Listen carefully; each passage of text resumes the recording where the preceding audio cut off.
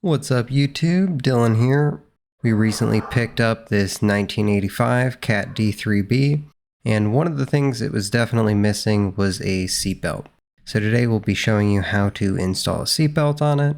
If you're new to the channel, we're building a dirt bike track and we bought a bunch of machinery to build it with. Our seatbelt is from seatbeltsplus.com. We got a 60-inch in yellow and also got the hardware kit with it.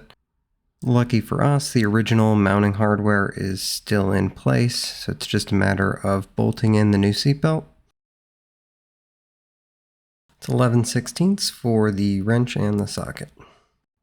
We swapped out the large fender washers in the kit with some standard size washers that are more applicable here.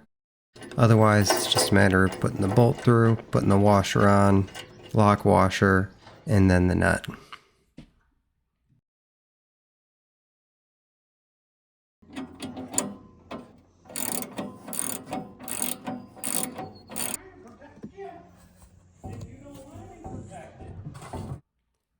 On the far side, our bolt was a little bit too long.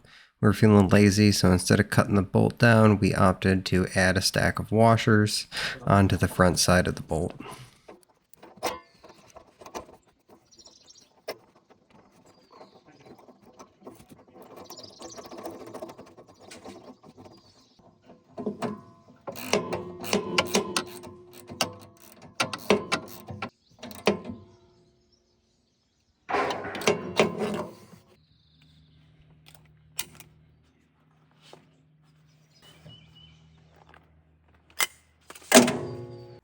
Now comes the fun part, actually testing out the seatbelt.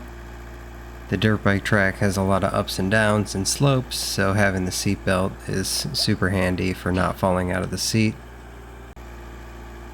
That's all for this one. We'll see you next time our equipment breaks.